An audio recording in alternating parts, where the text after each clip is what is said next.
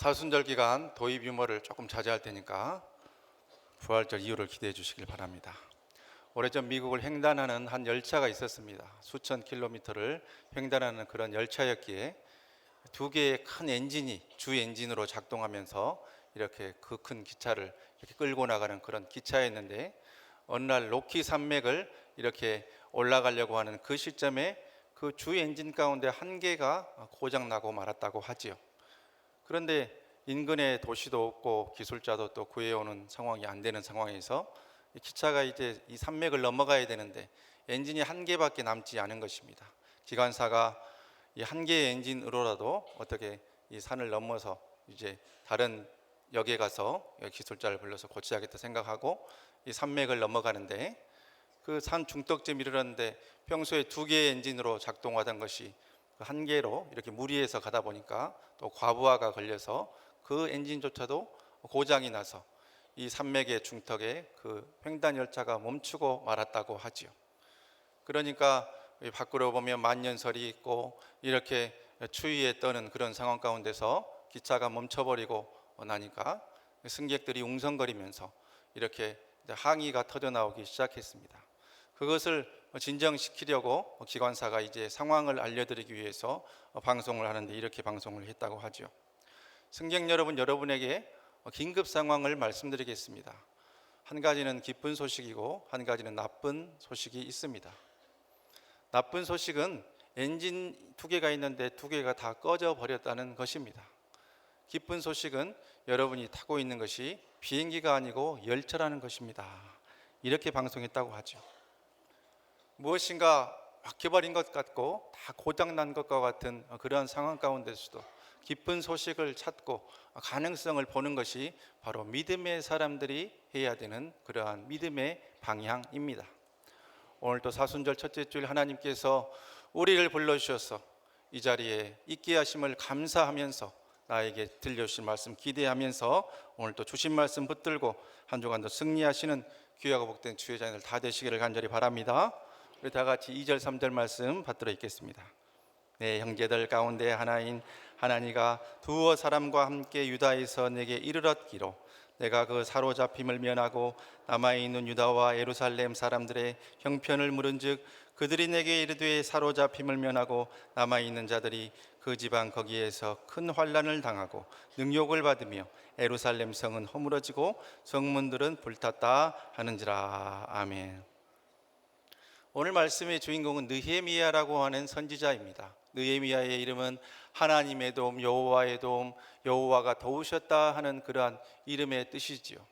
느헤미야 선지자는 주전 586년에 우리가 예전에 들어봤던 남유다의 마지막 왕 시드기야 왕 때에, 푹 시들어버린 시드기야 왕 때에 남유다가 느부갓네살 왕의 침략을 받아서 바벨론에게 완전히 멸망당하고 말았습니다.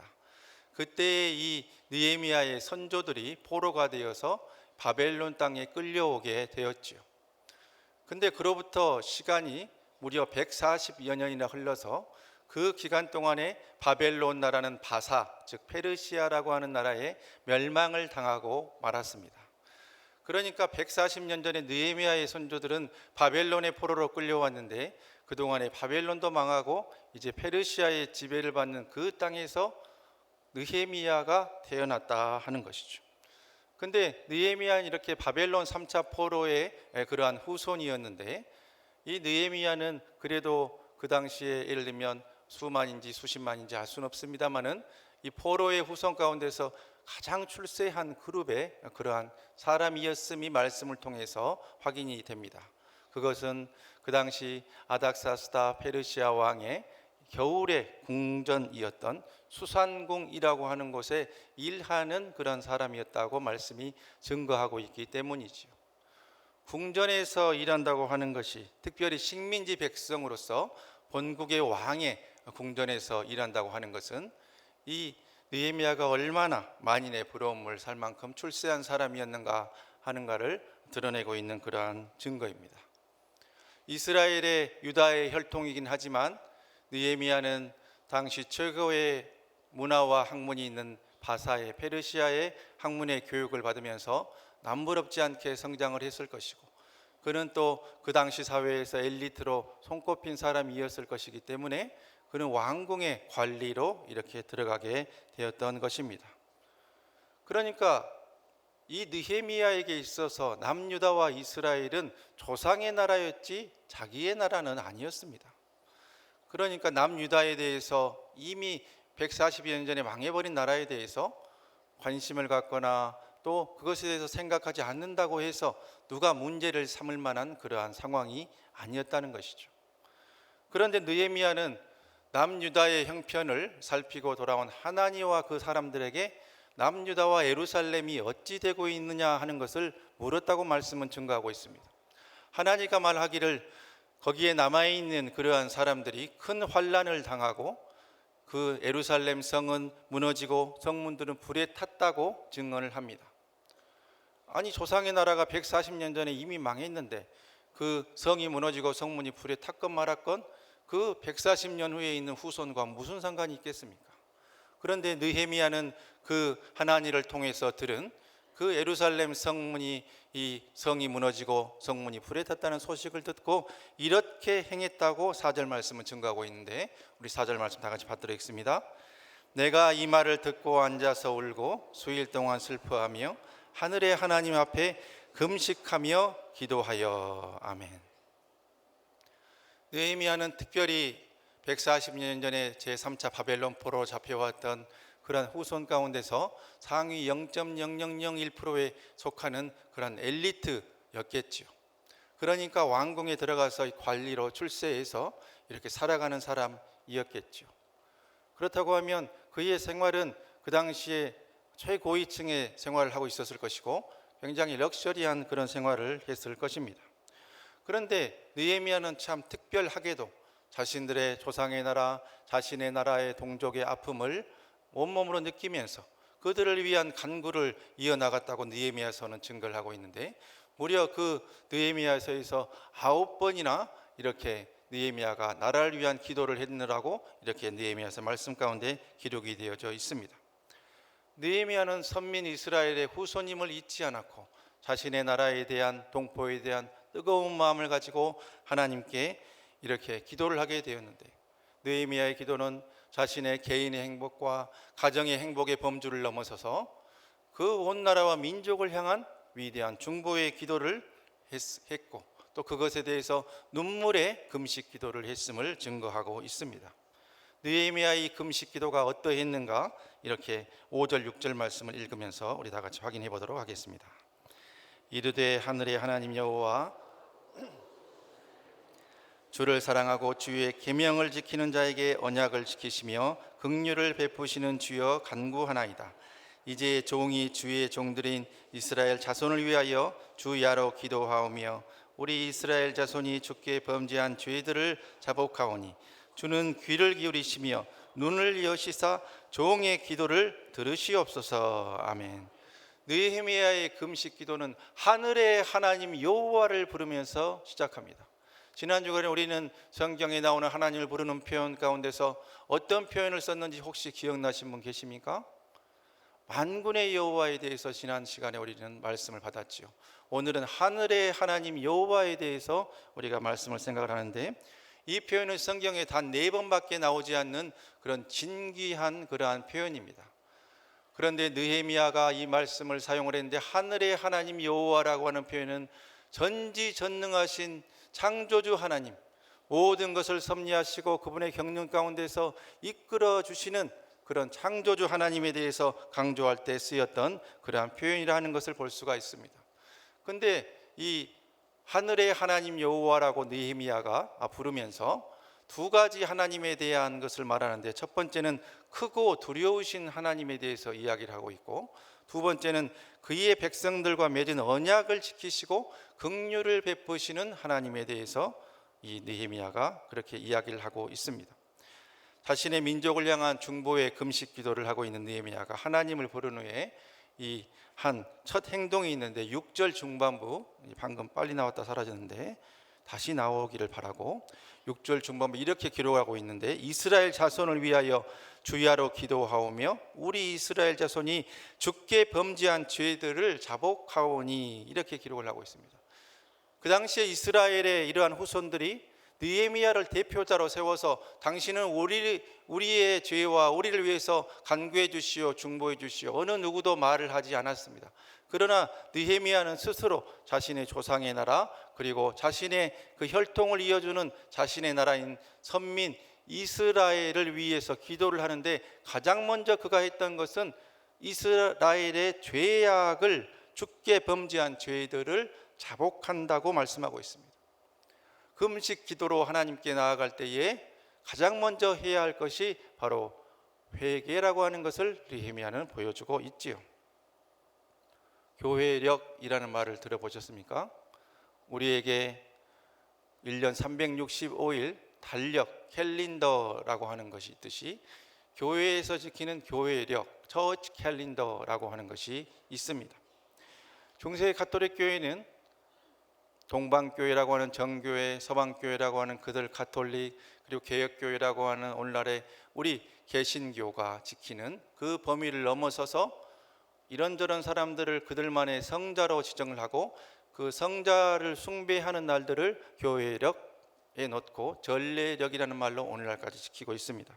예를 들어서 2월 8일 목요일은 성 에로니모 에밀리아니라고 하는 성자, 또는 성녀 요세피나 바키타라고 하는 금시초문의 이러한 성자들을 숭배하는 그런 날로 그들은 지정을 하고 전례력이라고 하는 것으로 지키고 있죠.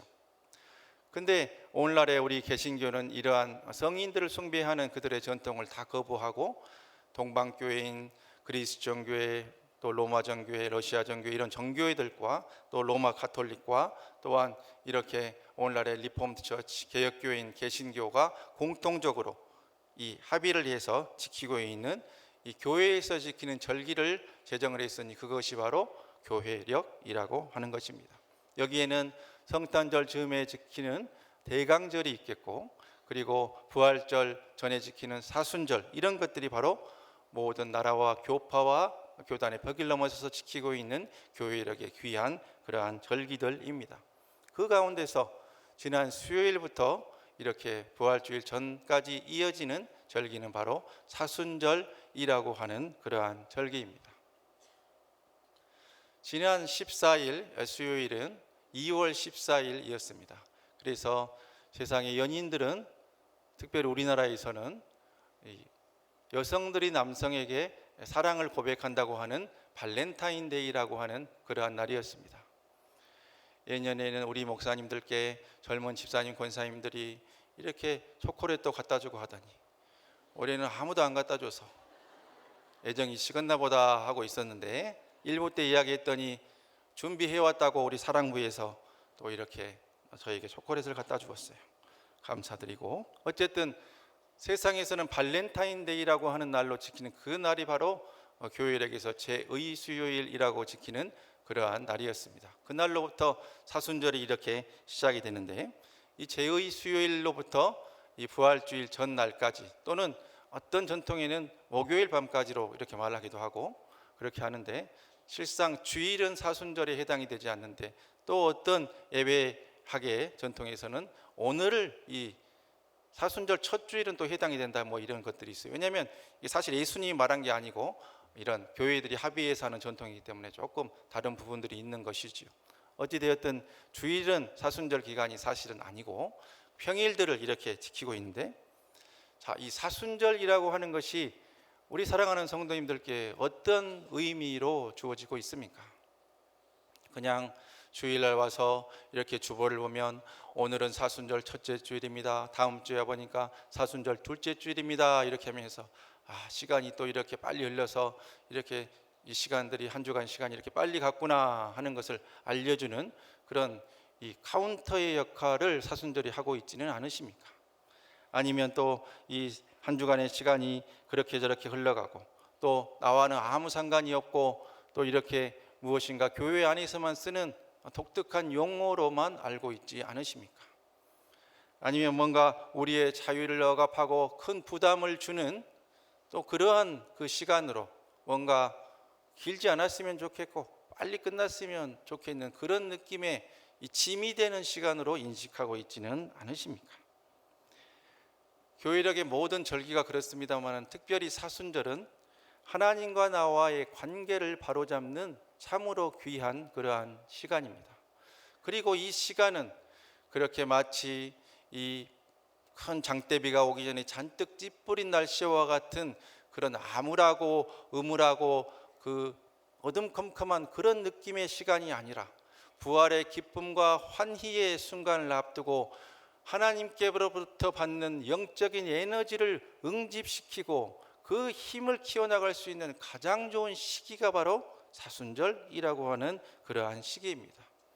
그래서 수많은 이 지금까지 2000여 년 계속되어 온 교회의 전통 가운데서는 이 귀한 사순절의 시기를 바로 하늘로부터 오는 영적 에너지를 응집시키고 하나님과의 관계를 바로잡는 시기로 활용하기 위해서 금식하고 참회하고 또 주의 복음을 받아들인 새 생명을 얻을 사람들을 위해 세례식을 베풀고 그들을 교육하고 또한 복음 전도와 기도의 시간으로 이렇게 활용을 해왔습니다.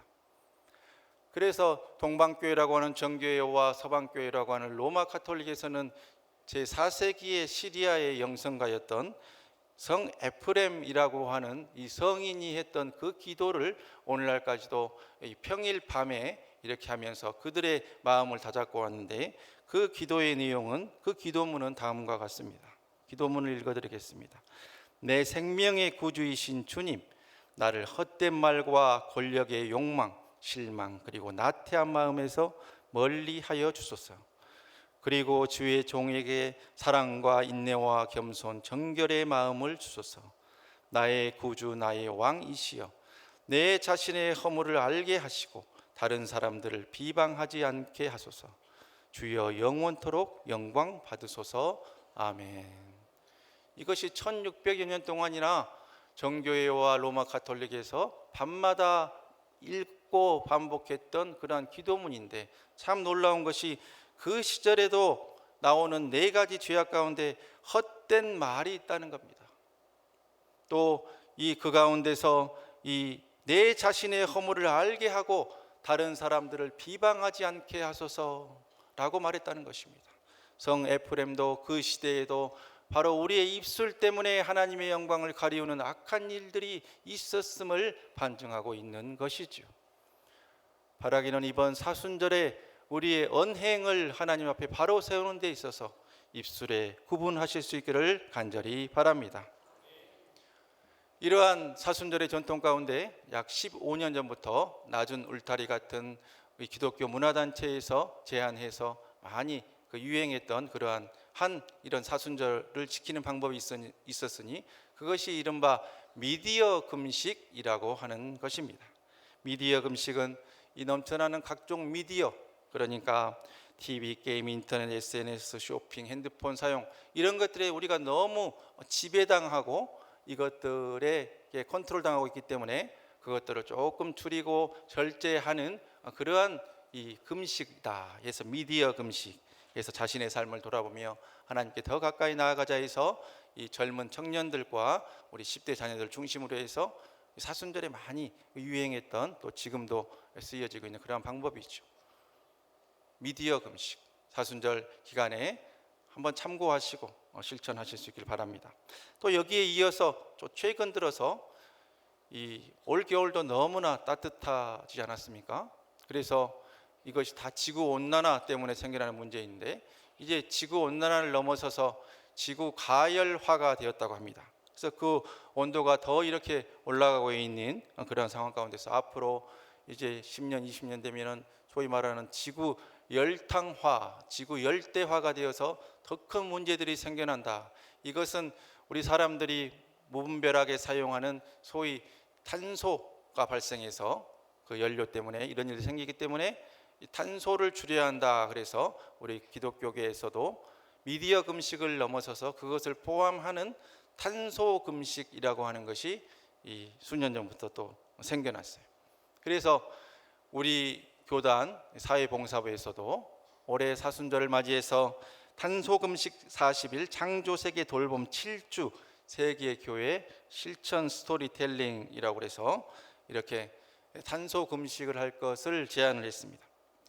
그런데 실천사항으로 나와 있는 것이 하루 동안 전자제품 금식하기, 탄소 없는 여행 계획하기, 일회용품 제로에 도전하기, 하루 온전히 채식하기 등등등의 이러한 그 방법들이 이렇게 주어졌는데, 여기에 대해서 조금 관심이 있고 구체적으로 알고 싶으신 분들은 오늘 오후에 교구 목사님께 연락하시면 그 실천할 수 있는 이런 방법들을 파일로 해서 보내드리도록 하겠습니다. 사명지향적 교회를 향해 나아가면서 올해 사순절을 앞두고 저는 하나님께 기도했습니다. 하나님, 어떤 방법으로 우리의 사명을 되새기고 하나님과의 관계를 바로 세워볼까요? 미디어 금식을 할까요? 탄소 금식을 할까요? 이렇게 물어보니까 하나님께서 저에게 들려주신 말씀이, 너는 왜 그렇게 돌아가려고만 하냐? 그냥 금식해라, 오리지널로 해라, 이런 마음을 주셨어요. 그래서 그때 주신 본문의 말씀이 바로 오늘 느헤미야서 1장의 그러한 말씀입니다. 하나님께서 우리 계신 말씀 11절 말씀 다 같이 받들어 읽겠습니다. 주여 구하오니 귀를 기울이사 종의 기도와 주의 이름을 경외하기를 기뻐하는 종들의 기도를 들으시고 오늘 종이 형통하여 이 사람들 앞에서 은혜를 입게 하옵소서 하였나니 그때에 내가 왕의 술 관원이 되었느니라. 아멘. 느헤미야는 원래 궁전에 있었는데 금식 기도하고 나니까 아닥사스다 왕의 술 관원이 되었다고 말씀은 증거를 합니다. 고대 근동 고대 국가에 있어서 왕의 술 관원은 고위층 중에 최고위층입니다.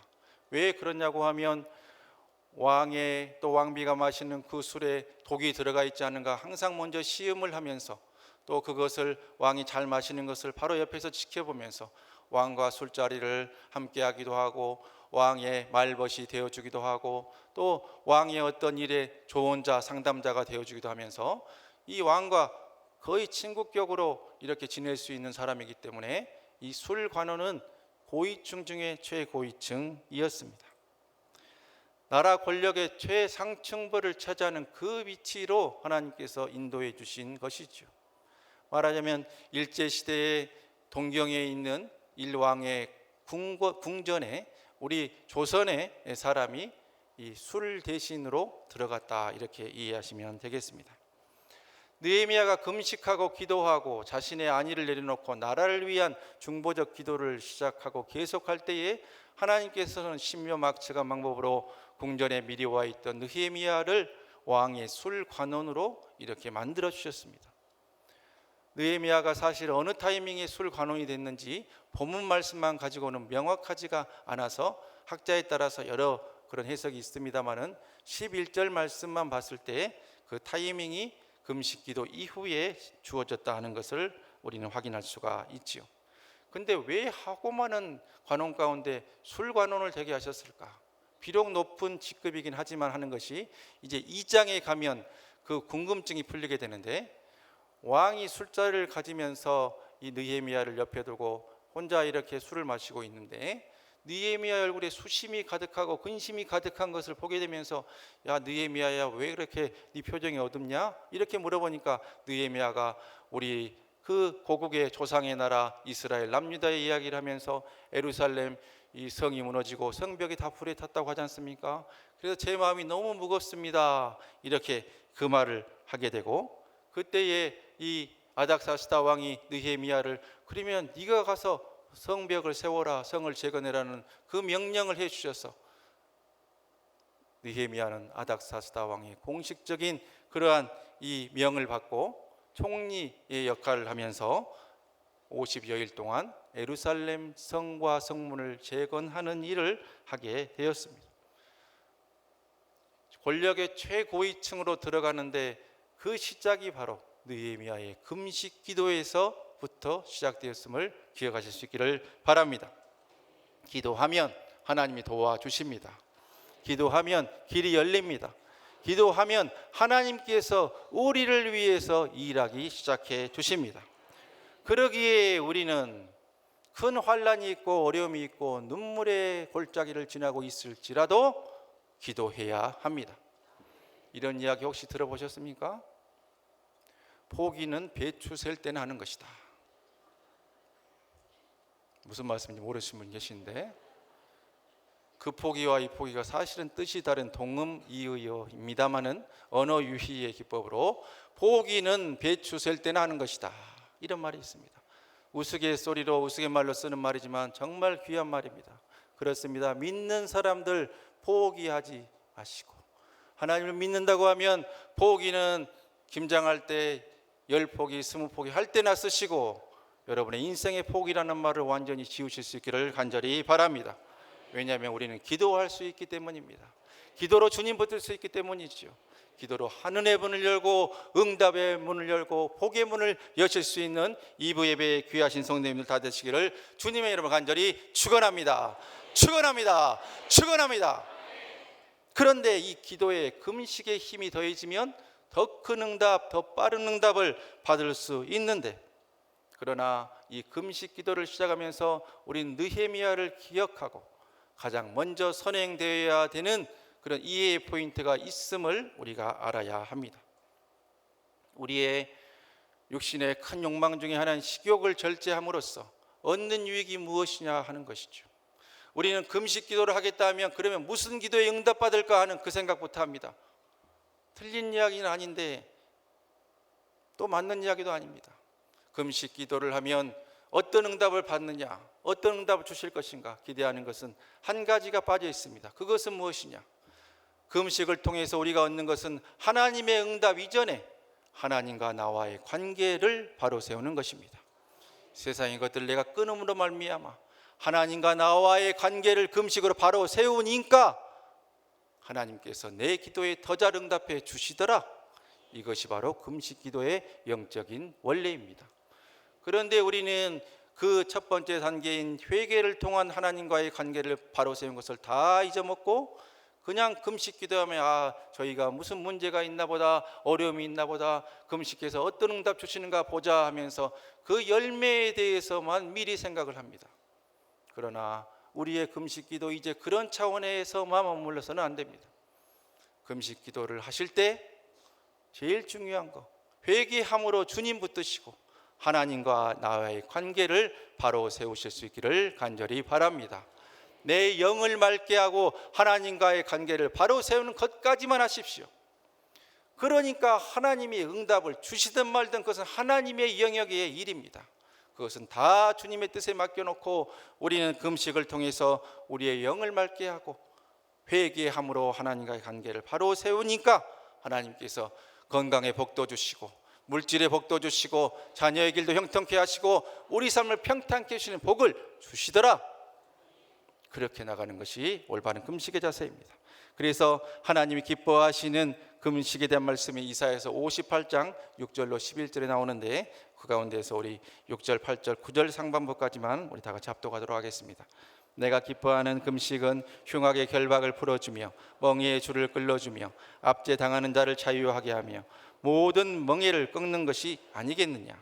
그리하면 내 빛이 새벽같이 비칠 것이며 내 치유가 급속할 것이며 내 공의가 내 앞에 행하고 여호와의 영광이 내 뒤에 호위하리니 내가 부를 때에는 나 여호와가 응답하겠고 내가 부르짖을 때에는 내가 여기 있다 하리라. 아멘.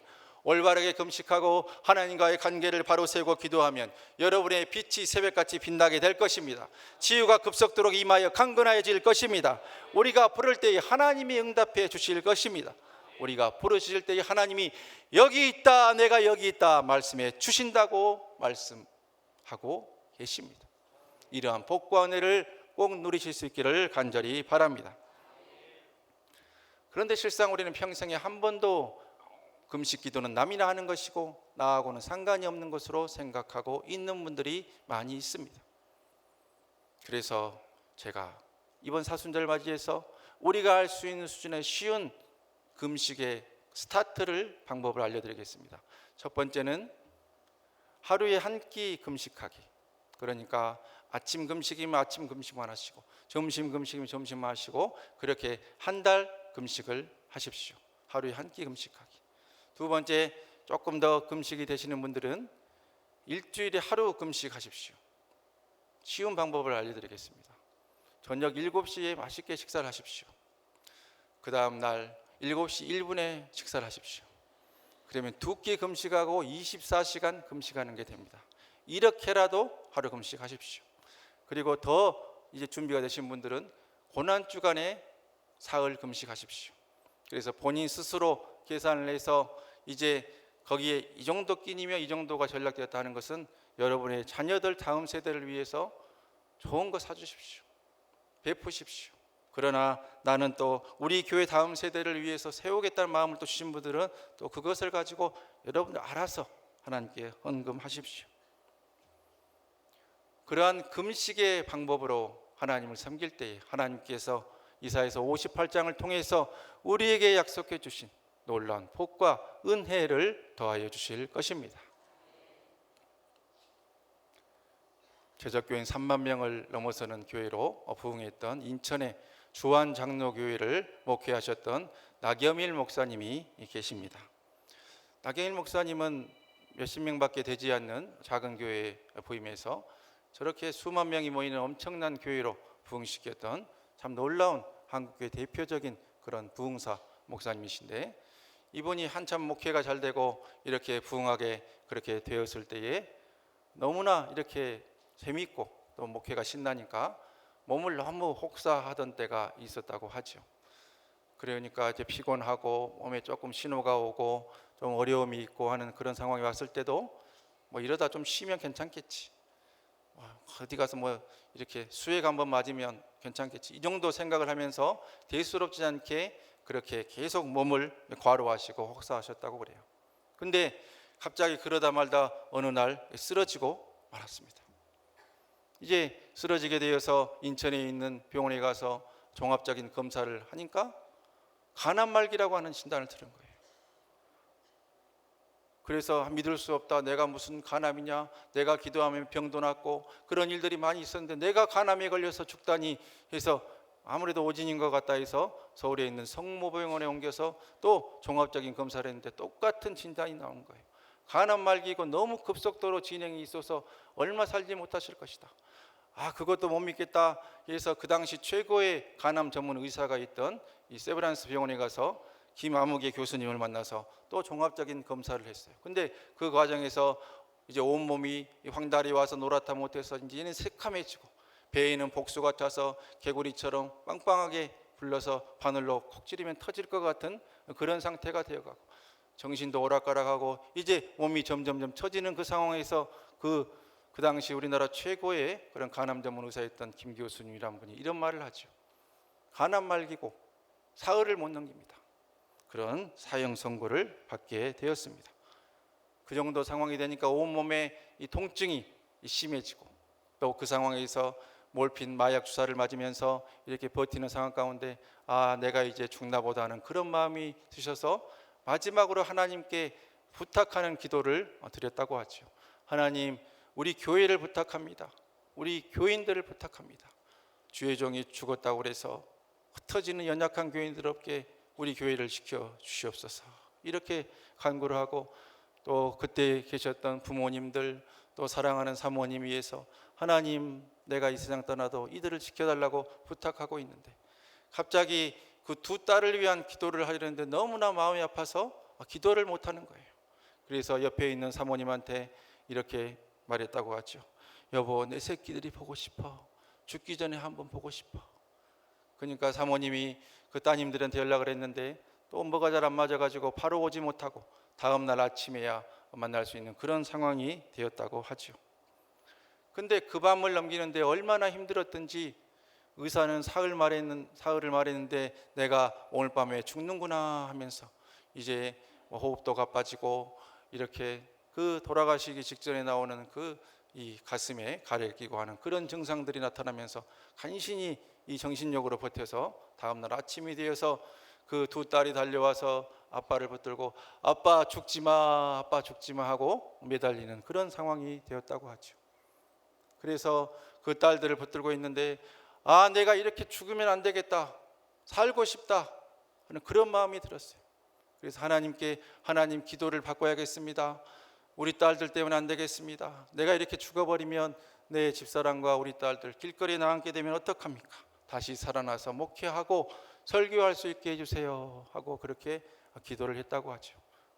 그때에 인천 주안장로교회 성도님들은 1000여 명이 철야로 금식하면서 이 목사님을 위한 기도를 계속 이어나갔다고 합니다. 그러나 이 기도에 그런 여망도 없이 목사님의 생명은 이제 극에 달하는 상황까지 가게 되었다고 하죠. 정신이 오락가락하고 이 선망이 보이고 막 이런 상황 가운데서 호흡이 가빠지니까 간호사가 옆에서 사모님한테 이런 말을 했다고 합니다. 이제 30분 안에 돌아가시니까 빨리 연락하십시오. 그래서 그 상황에 보니까 이미 돌아가시면 덮으려고 흰천까지 준비된 그 상황, 아 내가 이렇게 죽는구나, 천국으로 나를 인도해 주세요 하고 마지막 마음의 정리를 하고 있는데, 그때 갑자기 하나님께서 마음속에 마가복음 9장 23절의 말씀을 꿈틀꿈틀 올라오게 하셨다고 하니, 그 말씀이 바로 이 말씀인데 우리 다 같이 합독하겠습니다. 할 수 있거든 이 무슨 말이냐, 믿는 자에게는 능히 하지 못할 일이 없느니라. 믿는 자에게는 능치 못할 일이 없다는 말씀을 주셔서 그 말씀을 받고 하나님 알아서 하십시오 하고 주님께 다 맡기고 있는데, 그 30여 분의 순간도 지나가고 하루 지나니까 의식도 맑아지고 또 그 상황에서 갑자기 나흘에 걸쳐서 12번의 큰 혈변을 보게 되었어요. 근데 그대로 몸이 좋아지고 심지어 일어나서 병원을 산책할 정도로 회복이 되니까 의사가 죽어야 될 사람이 저러니까 이상하다 하고 다시 한번 정밀 검사를 해봅시다 하고 해보니까 간의 암세포의 흔적만 있고 완전히 사라지는 역사를 하나님께서 이루어 주셨습니다. 하나님은 살아 계십니다. 이것이 바로 성도들이 금식했던 기도의 결과입니다. 그런데 오늘 제가 드리고 싶은 이야기는 이 이야기가 아닙니다. 이 이야기는 바로 뒷얘기를 하기 위해서 제가 드린 그러한 이야기입니다. 지금부터 22년 전에 우리 나경일 목사님과 그리고 몇 분의 어르신 목사님들과 함께 식사를 했던 적이 있습니다. 식사 장소로 이동을 하면서 한 차에서 이런저런 이야기 담소를 나눴습니다. 나경일 목사님을 보신 분들은 아시겠지만 이분은 굉장히 내성적인 분이시고 또 사실은 발음도 굉장히 막지 않고 좀 어눌한 느낌까지도 드는 그런 분이에요. 그러니까 이게 가시는데 말씀도 안 하시고 그냥 가만히 앉아 계시고, 뒤에서 이제 여러 목사님들이 막 이런저런 얘기를 하는 가운데 갑자기 금식 기도 이야기가 나온 겁니다. 한 목사님이, 어르신 목사님이신데 이렇게 말합니다. 나는 다른 건 다 해도 금식은 못 하겠어. 금식하면 입이 마르고 머리가 어지럽고 금식하고 나면 너무너무 힘들어서 제대로 된 금식 기도를 지금까지 한 번도 해본 적이 없어 하면서 목사가 금식하는 것이 무슨 자랑인 것처럼 입에 침을 튀겨가면서 무용담을 들려주고 있는 거예요. 그러니까 막 다른 목사님들도 뭐라 하며 분위기가 이상한 쪽으로 흐르고 있는 거죠. 근데 그때 나경일 목사님이 딱 이 한마디 하셨는데 그것이 20년 지난 제 귀에 아직도 남아 있어서 그 말씀을 여러분에게 전합니다. 딱 이 말씀 하시더라고요. 그래도 금식해보면 다릅니다. 그래도 금식해보면 다릅니다. 이 말 한마디 하시니까 그 차량의 분위기가 어떻겠어요? 펭귄이 한 10마리가 막 돌아다니더라고. 아무 말도 못하고 그냥 가만히 있고 그냥 식사 장소에 갔던 기억이 있습니다. 이 말씀으로 나 목사님이 말씀하실 수 있었던 근거가 무엇이었겠습니까? 금식해서 살아난 응답의 경험이 있기 때문에 이 말씀 하실 수 있었던 것이죠. 이 말씀으로 여러분에게 2024년 사순절에 도전합니다. 그래도 금식해 보시면 다를 겁니다. 한번 해 보시기를 간절히 바랍니다. 한 끼를 금식하든지 하루를 금식하든지 24시간을 금식하든지 고난 주간의 사흘을 금식하든지 금식함으로 회개하면서 하나님과의 관계를 바로 세우실 수 있기를 바랍니다. 내 영이 맑아지고 그 상태로 기도하니까 덤으로 주는 응답의 복까지 받아 누리실 수 있기를 간절히 바랍니다. 그러나 결코 그 응답을 목적으로 금식기도 하지 마시기 바랍니다. 그냥 하나님과의 관계를 바로 세우는 것까지만 금식하고 나머지는 주님께 다 맡기실 때에 우리 삶을 인도해 주시는 하나님께서 고구마를 캐면 넝쿨째 딸려 나오듯이 그 복과 은혜는 덤으로 선물로 주시게 될 것을 믿습니다. 그래서 한번 마음에 결단하십시오.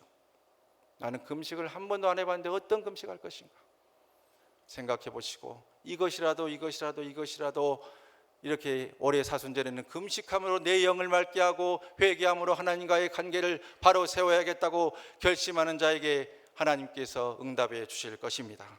금식하실 분들은 큰 소리로 아멘 하실 수 있길 바랍니다. 3분의 2만 아멘을 했어요. 금식에서 응답받을 분들은 큰 소리로 아멘 하실 수 있기를 간절히 바랍니다. 아멘 하는 분들에게 하나님께서 복 내려주시고 응답 주시고 그 영도 맑게 하시고 고구마의 넝쿨 같은 응답의 복을 더해 주실 것으로 간절히 축원합니다. 축원합니다. 축원합니다. 그래서 사순절이 끝난 이후에 우리는 하나님께서 우리에게 행하신 일들을 더 많이 간증하고 하나님이 살아계심을 증거하는 복된 일들이 차고 넘치게 될 것으로 믿습니다. 마음에 결단하십시오. 어떠한 금식하실 것입니까? 하나님 앞에 약속하고 그대로 한번 해보십시오. 그래도 금식하면 다릅니다. 그래도 금식하면 달라지실 것입니다. 이래서 못하고 저래서 못하고 그거 하면 무슨 소용이 있느냐? 그런 분들은 그냥 가만히 계십시오. 우리가 금식해서 어떤 역사를 하나님이 이루시는가 보여드릴 것입니다. 그러니까 다른 역사 만들기 위해서 아멘 하신 분들은 평생에 한 번도 금식 기도를 안 해봤더라도 올해 사순절에는 결단하고 회개함으로 하나님과의 관계를 바로 세우고 덤으로 주는 선물의 복과 은혜까지 누리시게 되기를 주님의 이름으로 간절히 축원합니다. 이 시간 다 같이 기도하며 결단하겠습니다.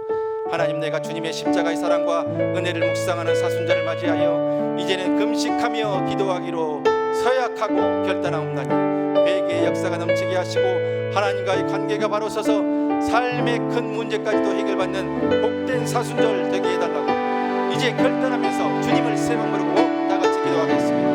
주여, 주여, 주여.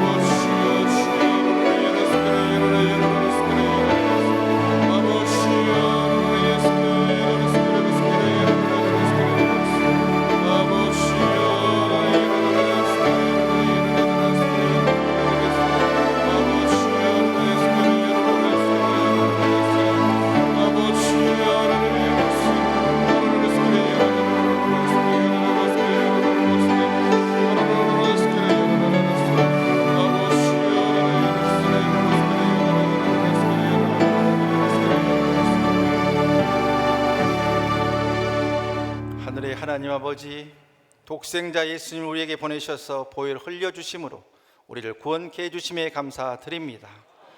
올해 사순절은 어느 해보다도 주님의 그 보혈의 은혜 속으로 깊이 침잠에 들어가는 회복과 은혜의 사순절 되게 인도하여 주시옵소서. 특별히 올 사순절 감당할 수 있는 금식 기도로 주님께 나아가겠사오니 이 기간 동안 회개함으로 하나님과 나와의 관계가 바로 서게 도와주시옵소서. 예루살렘 성처럼 무너진 우리 삶들이 다시 회복되고 재건되는 은혜의 역사를 허락하여 주옵소서. 우리 개인과 가정에도 허락하여 주시고 우리 교회와 이 나라 이 민족에도 허락하여 주시옵소서. 우리의 기도에 응답해 주실 것을 믿고 감사드리오며 이 모든 말씀 그리스도이신 예수님의 이름으로 간절히 기도하옵나이다. 아멘. 다 같이 일어나셔서 열가손 찬양하는데 하나님께서 나에게 주는 말씀으로 받고 내가 너를 도우리라 하는 주님의 음성 들으면서 우리 입술로 찬양하도록 하겠습니다. 세상 일에 실패했어도 절망하지 말아라. 내가 너를 도우리라. 다시 일어서게